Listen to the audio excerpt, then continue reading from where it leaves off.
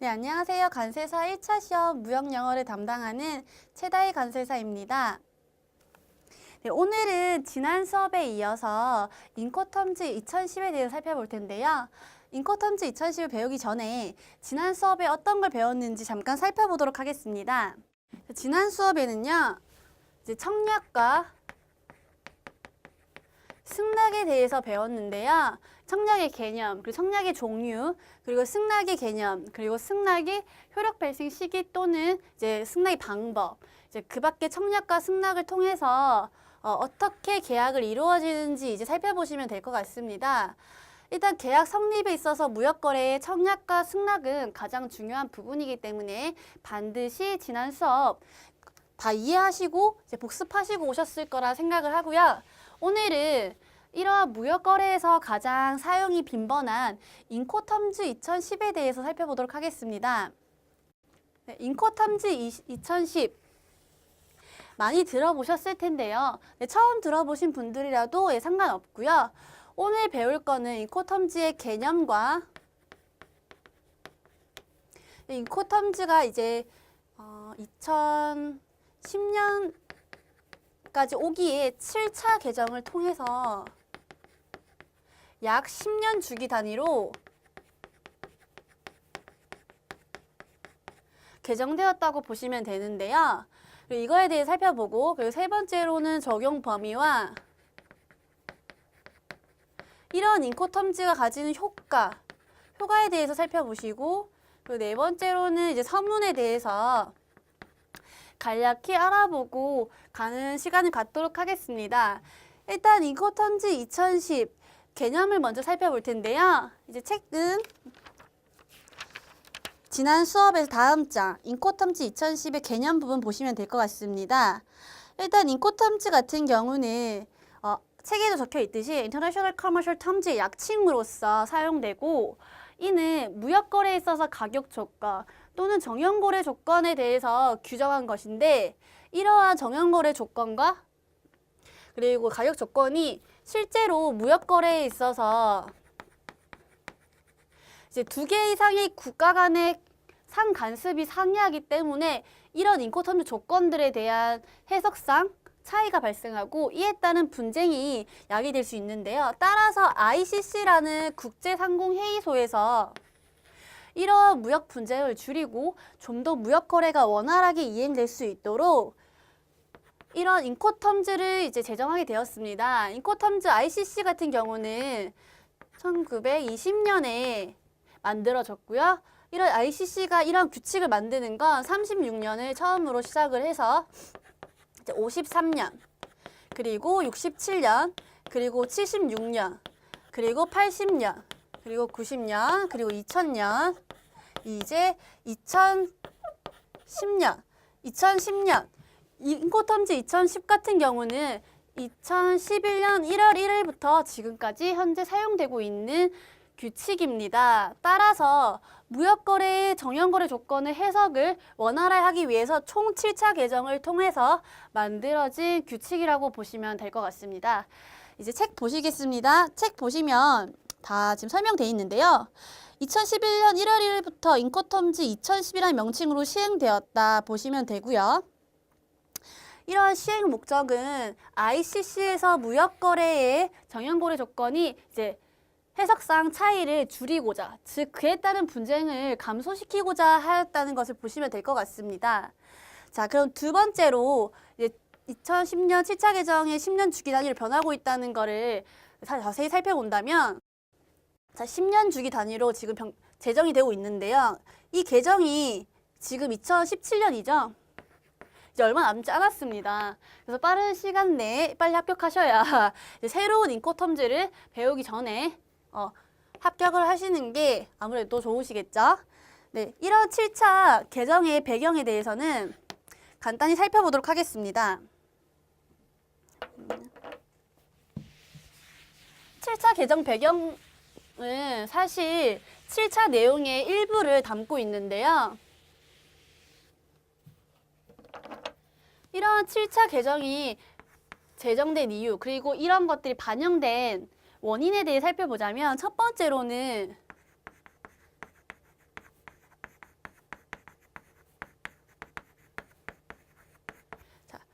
지금 적어드리는 부분은 책이 없기 때문에 포스트잇 큰 것에다가 이제 임의대로 이제 작성하셔가지고 포스트잇 붙이셔도 되고, 아니면 제가 쓰는 거 이제 판서 내용 그대로 적으셔가지고 이제 인코탐지 2010 배우기 전에 한 번씩 보시고 이제 복습하실 때 보시면 될 것 같습니다. 일단 국제 운송의 변화, 즉 기존에는 해상 조건이 이제 해상을 통해서 거래되는 경우가 많았다면, 이제는 복합 운송이라는, 즉 해상과 내륙 또는 해상과 항공 또는 항공과 내륙이 같이 복합되어 있는 운송으로 이루어지는 거래가 이제 많아지고 있습니다. 이런 증가하는 추세를 반영하기 위해서 이러한 내용을 7차 개정에 담았습니다. 두 번째 보시겠습니다. 두 번째는 전자통신입니다. 즉 2000년대에 들어와서 전자통신에 대한 이제 발달과 이런 활용이 높아짐에 따라 이런 내용을 이제 7차 개정을 통해서 반영할 필요가 있다라는 것을 이제 ICC에서 공고를 하여 이거 내용을 다 반영하였다고 보시면 되고요. 이 부분에 대해서는 이제 인코탐지 배우시면서 제가 하나씩 찝어드리겠습니다. 그리고 세 번째 같은 경우는요. 이제 미국의 9.11 테러 아시죠? 9.12 사건으로 인해서 보안이 강화되었습니다. 즉 9.12 테러를 반영한 미국 9.11 테러를 반영한 보안 강화 관련된 내용을 삽입하고자 하였습니다. 그리고 네 번째, 자 EU 같은 유럽연합 같은 데서는 이런 인코탐지 정연거래 조건을 국내에서도 사용하고 싶어요. 사용을 너무 하고 싶은 거예요. 실제로 사용하고 있을 때도 있고, 이래서 이 실무를 적극적으로 반영하기 위해서 인코탐지 같은 경우는 모든 국가를 아우르는 것이 좋기 때문에 이제 EU 국가의 의견을 반영한 국내에서 사용 가능한 규칙으로 만들기 위해서 이제 7차 개정에 이 내용을 이제 반영하였다고 보시면 되는데요. 그걸 대표적인 예로 첫 번째, 기존에 인코탐지는 여기는 좀 잘 좁으니까 이쪽에 쓰겠습니다. 기존에는 어떻게 쓰셨냐면 ICC에서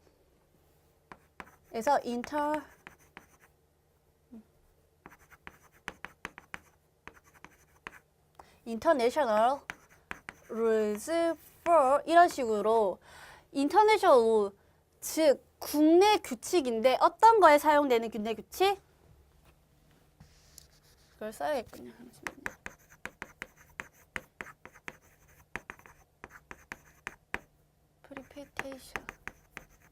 interpretation 해석인데 어떤 거에 대한 해석이에요?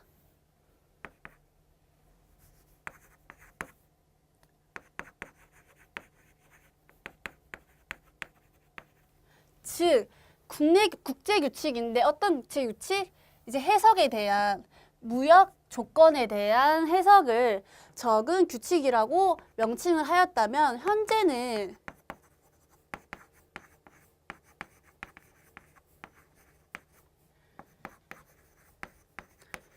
use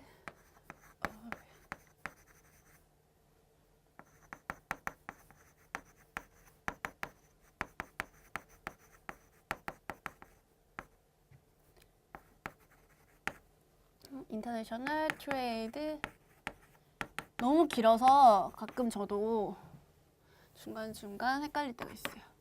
자, 보시면 ICC 룰인데 어떤 거에 대한 사용이래요? 국내랑 국제, 즉 국내외 모두 사용할 수 있는 ICC 규칙으로 지금 명칭하고 있습니다. 이런 명칭이 변경이 바로 이제 국내에서 사용 가능하도록 하기 위해서 바뀌었다고 보시면 될 것 같고요. 현재는 이런 명칭으로 사용되고 있으니까 이 명칭만 기재해 주시면 되세요. 쓰실 때 위에 거 쓰지 마시고 밑에 것만 써주시면 됩니다.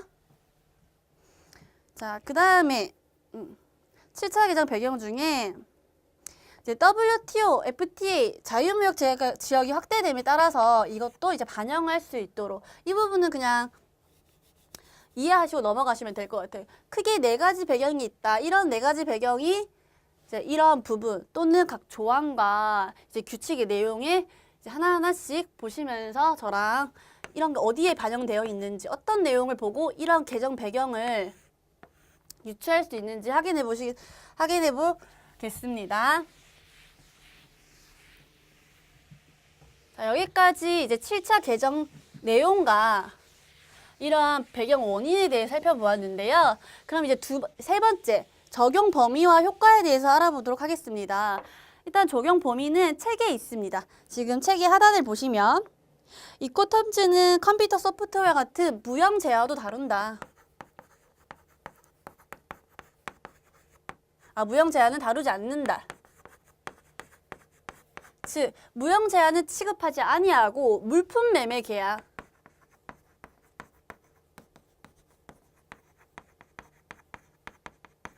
네, 즉 유형 제한만을 다루고 있다는 점에서 한번 꼭 확인을 하시고 가셔야 되는데요. 유형 제한만 다룬다는 점을 왜 규정하고 있느냐? 왜냐하면 제가 처음 시간에 말씀드렸는데 무역은 유형무역과 그리고 무형무역이 있어요. 그 중에서 여기서 인코텀즈 유형무역만 다룬다는 것을 명시함에 따라 무형무역에선 적용되지 않는다는 점 확인하시고 가시면 될 것 같습니다. 그래서 책에서 지금 유형제만을 그 대상으로 한다. 그 부분 물결해 주시면 될 것 같고요. 일단 두 번째 보시면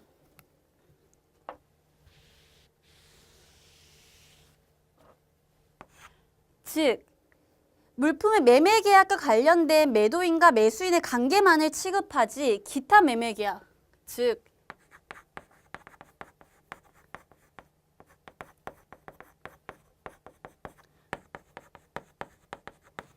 운송이나 보험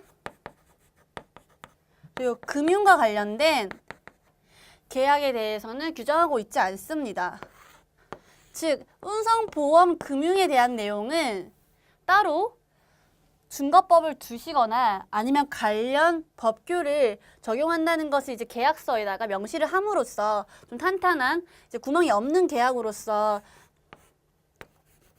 이런 것들을 제정할 필요가 있는 거죠. 인코텀즈만 있어서는 이러한 것들을 다 보장받을 수 없기 때문에 이러한 부분들은 세세하게 규정을 해두셔야 돼요. 그리고 이제 세 번째 보시면 매도인의 물품인도 의무와 대급 지급 의무, 그리고 계약 당사자 간의 위험과 비용의 분담을 규정하고 있다라고 적혀 있는데요. 자, 되게 많은 의무와 지금 비용 부담의 분기점 같은 거를 세세하게 규정하고 있는 것이 인코텀즈 2010입니다.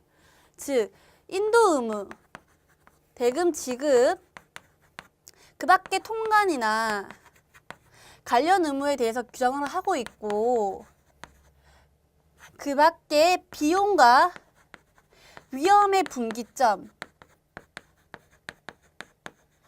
규정하고 있는 것이 인코텀즈 2010이다 라고 하시면 될 것 같아요.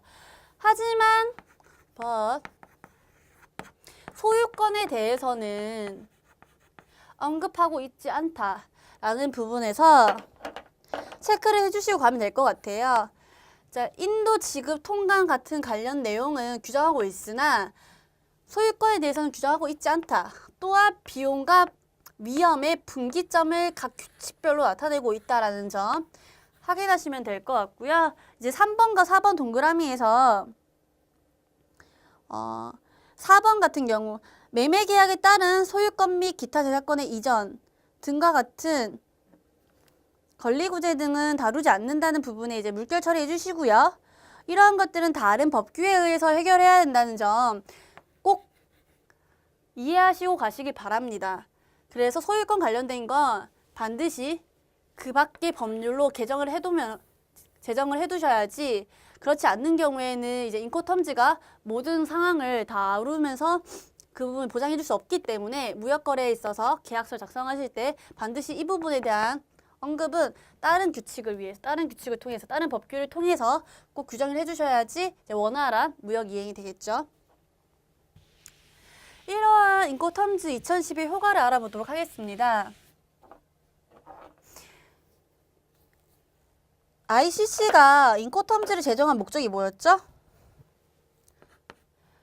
정형거래 조건에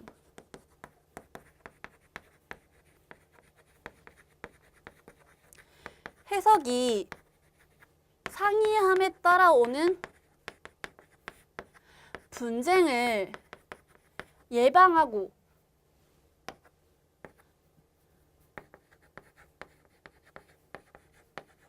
무역거래에 있어서 정연거래 조건이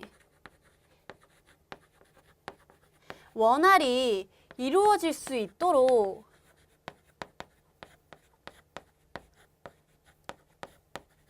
하기 위함이었죠.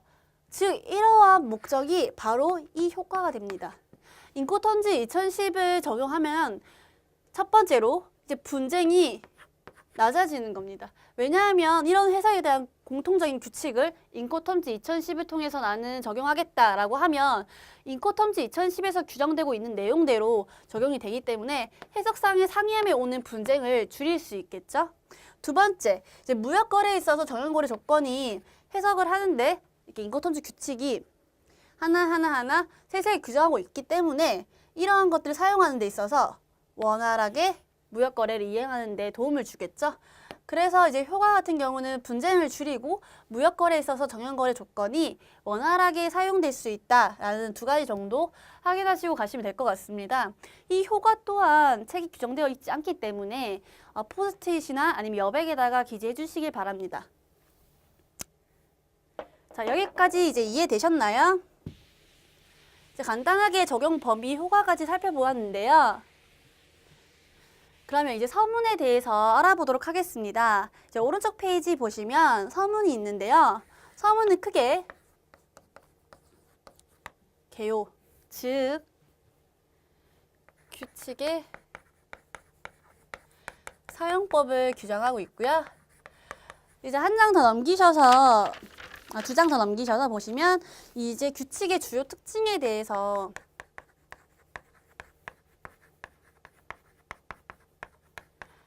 되어 있고요. 그리고 좀 더 넘기셔서 규칙의 응용 그리고 마지막으로 용어 정의가 있습니다. 이렇게 서문이 구성되어 있어요. 총 4가지 정도로. 오늘은 여기까지 알아보시면 될 것 같고요. 나머지 것들은 이제 그 다음 시간에 확인해 보시면 될 것 같습니다. 이러한 개요를 먼저 살펴보실 텐데요.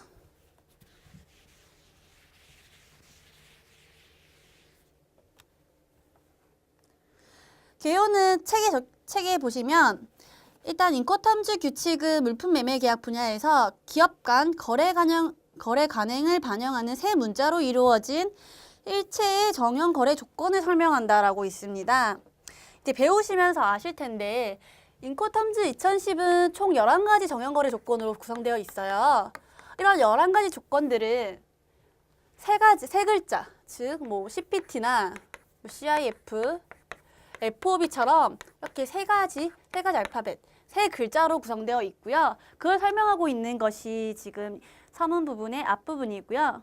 넘어가서 이제 인코텀즈 규칙은 주로 매도인과 매수인의 사이에서 물품 인도에 관련된 업무와 그리고 비용 및 위험을 규정한다.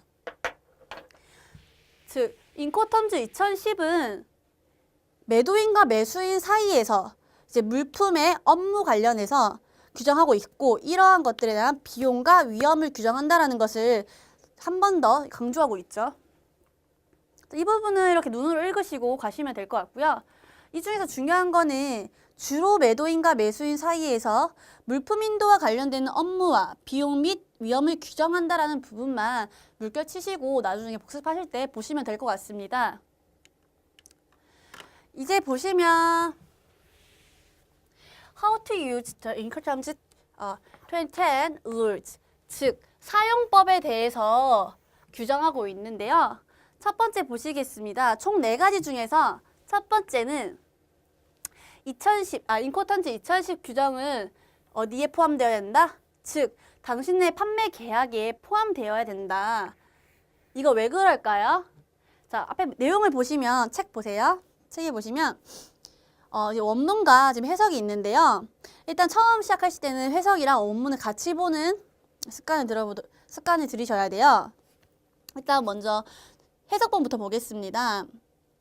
해석에 보면 방해계약에 인코텀즈 2010 규칙을 적용하고자 하는 경우, 즉, if you want the incoterms 2010 rules to apply to your contract, 네가 만약에 인코텀즈 2010을 적용하고자 하면 너희 계약에 you should make this clear in the contract.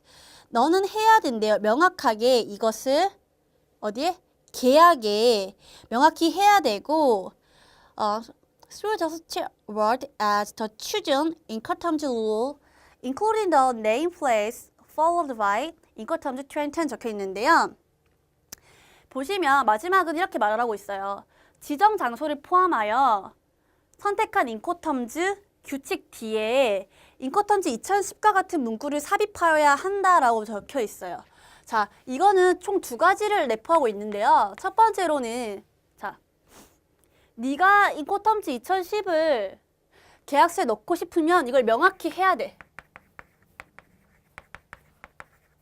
포함시키고자 하는 것을 명확히 포함시키자 하는 것을 내용에 삽입하라. 두 번째로는 그 내용을 포함시킬 때 지정 장소, 예를 들어서 지금은 이제 조건들에 대해 잘 모르시겠지만 FOB 조건이라는 게 있어요. FOB 조건은 선적항에서 이제 인도를 하기 때문에 FOB 선적항.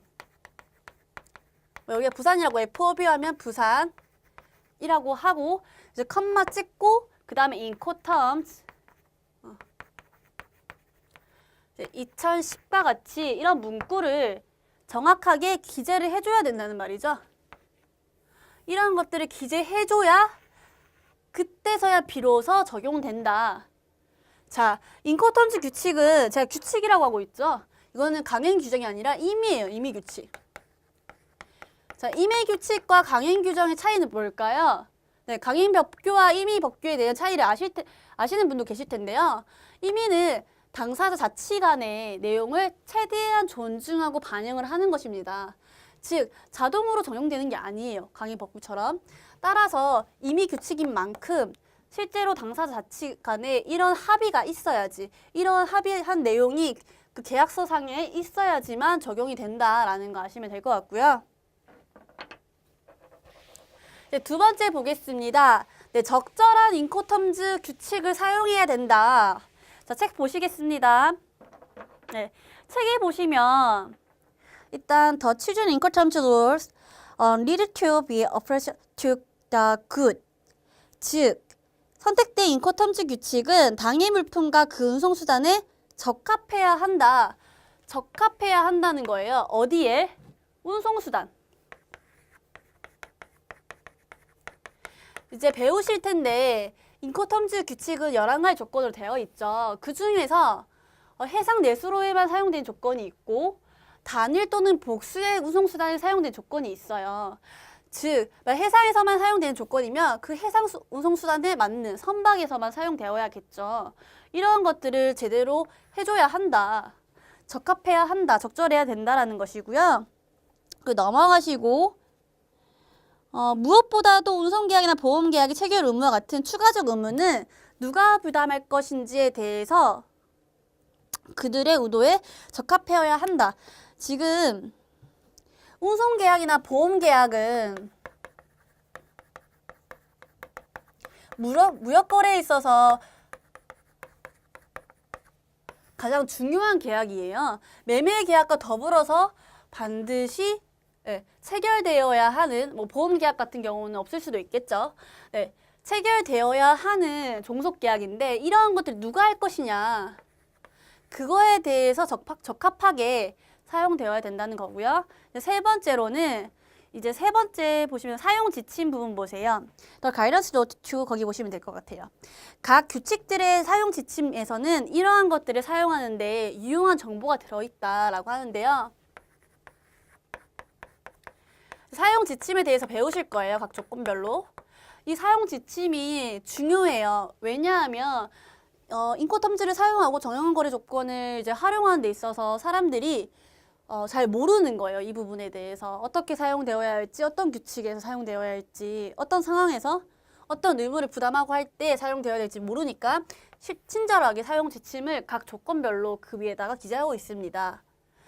그 보시면 되고, 그 다음에 마지막에 그러나 어떠한 인코텀즈 규칙이 선택되든지 간에 whichever incoterms rule is chosen, 어떤 것이 사용되던 간에 the party should be aware that 뭐죠? 여기 보시면 aware 앞에 끊으시고요. 당사자는 should be 보시면 당사자들은 명심해야 합니다. 어떤 거를? 해석을, 그들의 계약을 어디에 영향받을 수 있다는 걸 by customs, 거기 동그라미 쳐주시겠어요? 어디에 영향을 받아요? 네, 간습이에요. 네, 특정한 간습. 네, particular to the fruit or place being used. 사용되는 항구 또는 장소에서 사용되는 간습에 영향을 받는다. 제가 말씀드렸죠. 이건 임의 규정이기 때문에 실제로 당사 자체가 가장 반영이 많이 되어야 해요. 그래서 간습에 영향을 받도록 하여 뭐 그 항구만의 특징이 있겠죠. 이러한 것들 영향을 받기로 해서 받아도 잘 사용될 수 있도록, 무리 없이 사용될 수 있도록. 너무 딱딱하면은 실제로 사용하는 데 있어서 불편함이 있잖아요. 그래서 이런 것들 영향을 받는다라고 생각하시면 될 것 같고요. 그래서 두 번째, 적절한 인코텀즈 규칙을 선택할 것이라고 했을 때 적절하냐는 뜻은 운송수단에 적절해야 되고, 이제 이런 의무에 적절해야 되고, 이러한 것들을 적절하게 선택할 때 사용되는 게 사용 지침이다라는 걸 아시면 되고, 이러한 것들은 간습의 영향을 받을 수 있다라고 확인하시면 될 것 같습니다. 총 4가지 내용을 내포하고 있네요. 자, 한 장 넘기셔가지고요. 당신의 장소 또는 항구 어떻게 해요? 네, 가급적 정확하게 하여야 한다. 정확하게 표시하여야 한다라는 거예요. 이거 보시면 그냥 이 말 그대로를 이해하시면 될 것 같아요. 이 말 그대로 이해하시면 일단 책에서 같이 보겠습니다. 이거 끊어주셔야 되는데요. 선택된 인코텀즈 규칙은 당사자들이 그에 관한 장소나 항구를 지정한 때만 유효하고 당사자들이 그런 장소나 항구를 가급적 정확하게 명시하는 경우에 가장 유효하다라고 써 있는데 이 부분은 그냥 읽으시면서 이해하시면 되고요. 두 번째, 다음과 같이 정확히 명시하는 것이 좋은 예의다라고 해서 예를 보여주고 있는데요. 첫 번째 조건이 나오죠. 그 다음에 주소가 나오고 그 다음에 도시 국가명이 나옵니다. 그 다음에 이제 인코텀즈 2012 쓰여지는데 이렇게 명확하게 해줄수록 지정 장소가 어떤 것인지 비용과 인도의 분기점이 어딘지를 확인할 수 있기 때문에 이거를 가급적 명확하게 해달라고 지금 요청을 드리고 있는 거고요. 그리고 이런 예시까지 들므로써 실제 사용할 때 이 예시를 참고하라 정도로 확인하시면 될 것 같고, 이제 그 다음 문단 이게 되게 중요해요. 그 다음 문단을 인코텀즈부터 시작해서 저는 해석본을 보고 먼저 하겠습니다. 인코텀즈부터 위험이 인정되는 장소이다까지 해서 한번 묶어주세요. 이렇게 묶어서 이거 1번. 그리고 이제 그 한 줄 띄우고 인코텀즈부터 뭐뭐 하는 것이 좋다. 이제 이게 2번인데요. 1번 같은 경우는 인도가 일어나는 장소이자 매수인에게 위험이 이전되는 장소이래요. 뭐가? 지정 장소가. 즉, 지정 장소가 뭐와 같다? 네, 인도 장소와 그리고 위험이 이전되는 장소와 똑같다.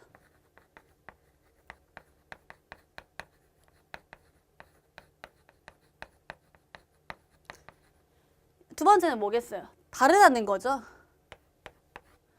이렇게 해서 지금 써주시면 되고 연필로 다 써주세요. 네, 그리고 이제 1번부터 보겠습니다. 1번에 조건들이 다 적혀 있죠. 총 조건이 몇 개예요?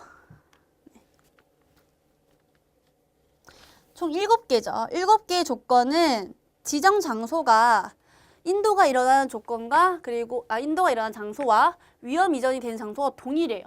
네. 이거에 대해서는 이제 규칙들을 하나씩 보면서 조건들을 하나씩 보면서 확인을 해볼 거고요. 두 번째 같은 경우 4가지 규칙, 4가지 조건이 있죠. 4가지 조건 어떤 거? 네, CPT, 뭐 CIP, 그리고 CFR, 그리고 CIF가 있는데요. 이러한 조건들의 지정 장소는 인도 장소와 유형 미정 장소가 다르대요. 한번 보겠습니다. 이거 먼저 보실 텐데 CPT나 뭐 CIP 그리고 CFR, CIF 같은 경우는 인도는 선적항에서 이루어지죠.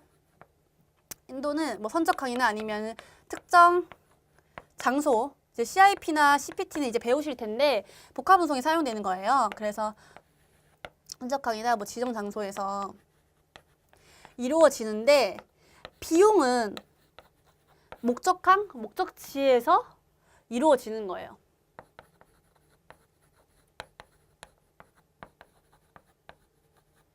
즉, 다르죠. 인도와 비용의 분기점이.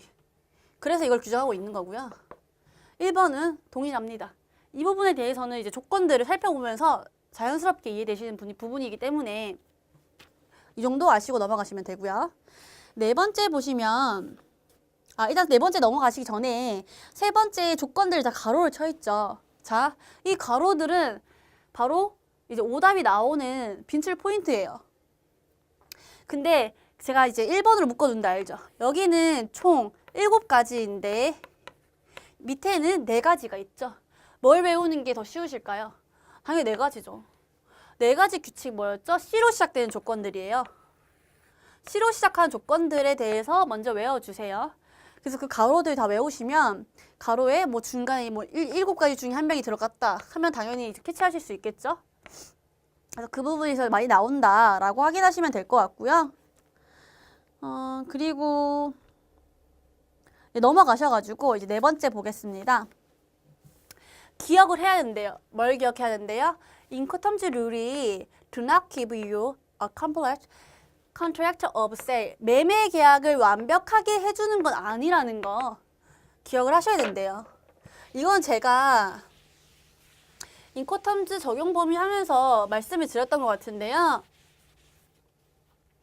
이는 제가 뭐였죠? 물품 매매 계약이긴 하나, 물품 매매 계약에 대한 규칙이긴 하나, 여기에 수반되는 뭐였죠?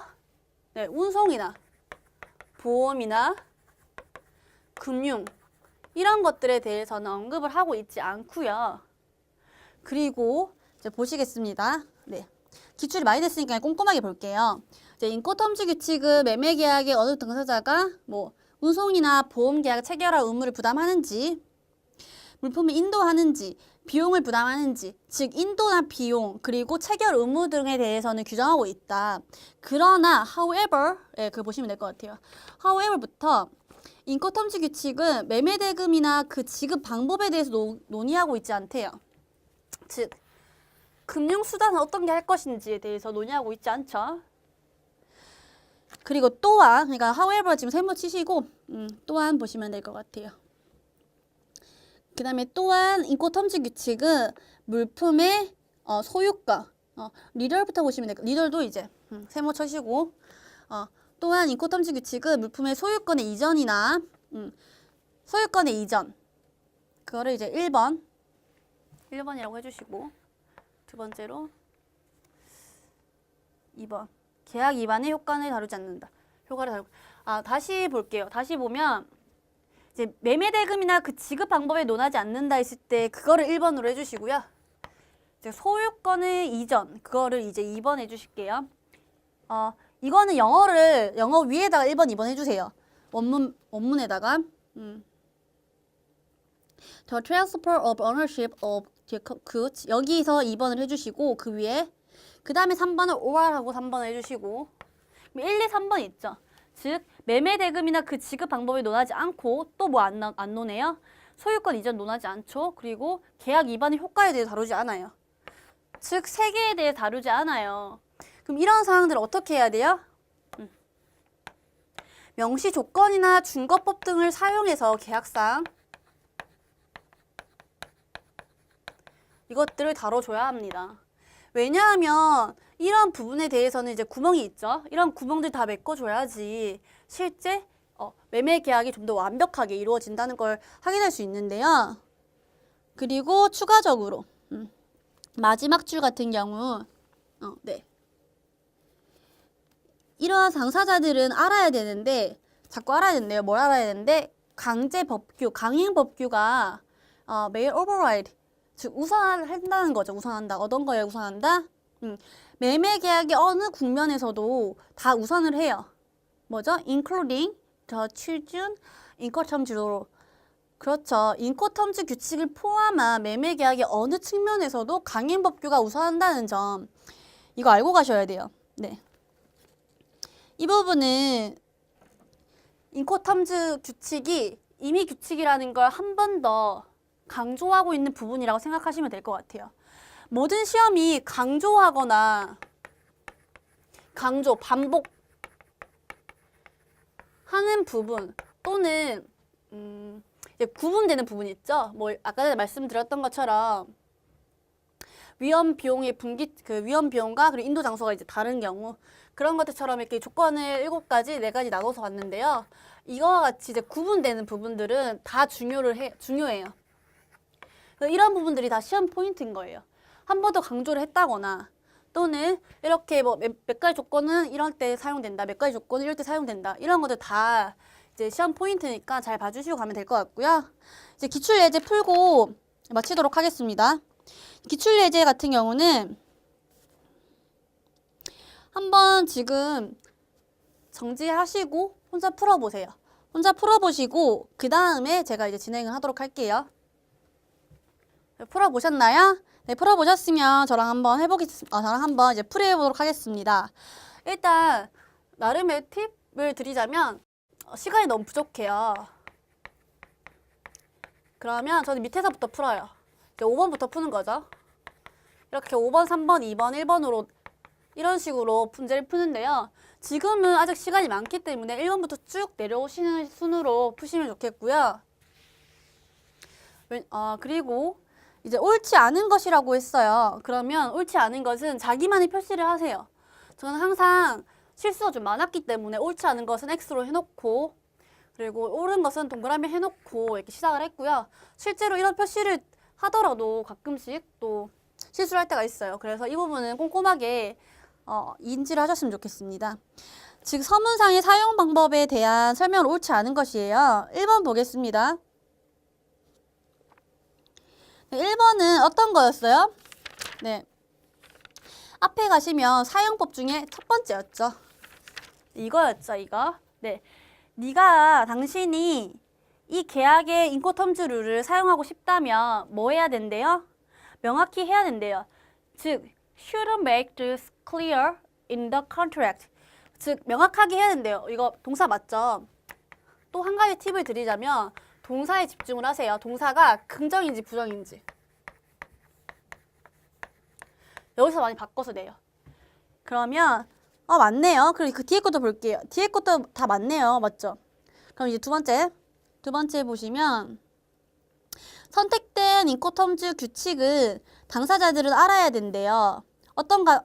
선택된 인코텀즈 규칙이 어떻든 간에 당사자들은 이걸 알아야 되는데 뭘 알아야 된대요?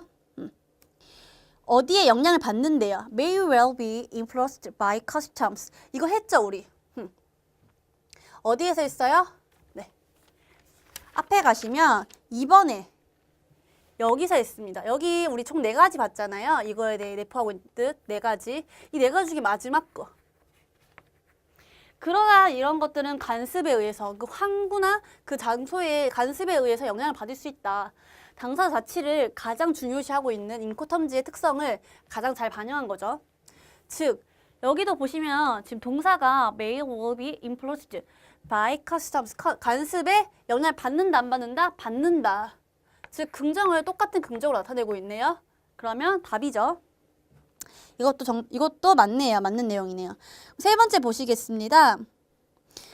세 번째 거 보시면 선택된 인코텀즈 룰은 이거 보시면 될 것 같아요.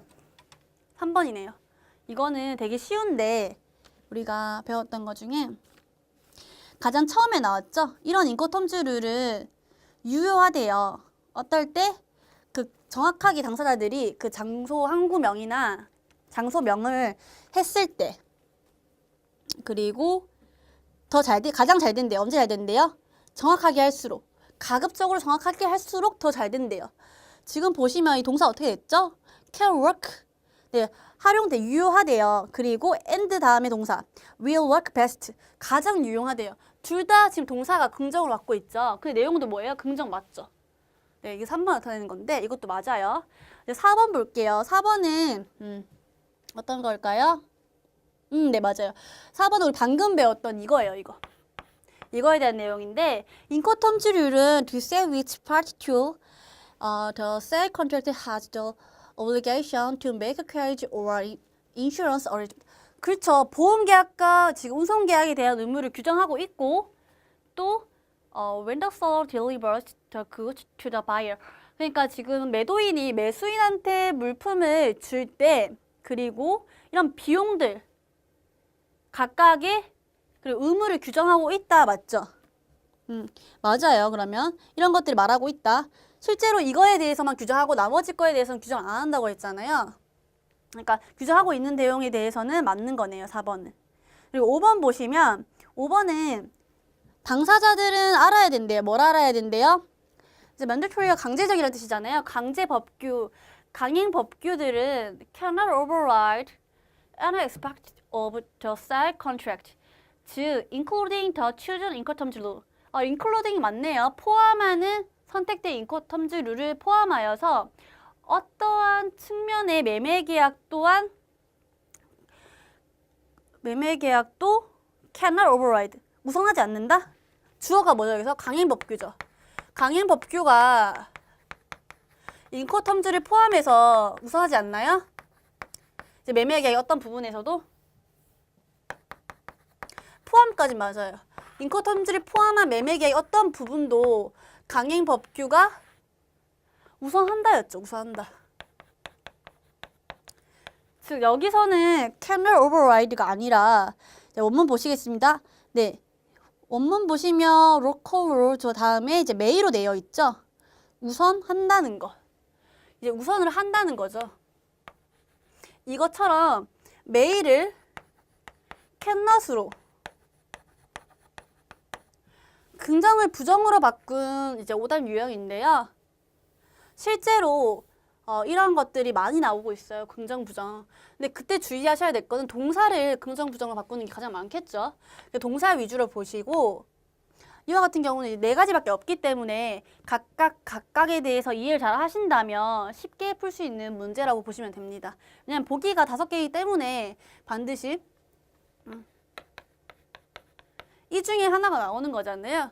그래서 되게 나름 쉬운 문제라고 보시면 될 것 같아요. 난이도가 좀 쉬운 문제라고 보시면 될 것 같고 저랑 방금 푸시는 거 보셨다시피 동사가 긍정인지 부정인지 바뀌었는지 꼭 확인하시고 이 각각의 내용이 다 맞는지를 확인하시면서 이제 정답을 찾으시고 이제 오답풀이를 하시면 될 것 같습니다.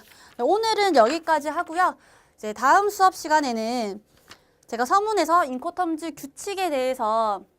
규칙의 주요 특징에 대해서 설명하지 안 드렸는데요. 그래서 인코텀즈 규칙의 주요 특징, 그리고 두 번째로는 이제 응용, 그리고 세 번째는 용어의 정의까지 하시고 하실 예정이고요. 그 다음에 이제 인코텀즈 11가지 규칙에 대해서 살펴보는 시간 갖도록 하겠습니다. 네, 오늘도 수고 많으셨고요. 네, 감사합니다.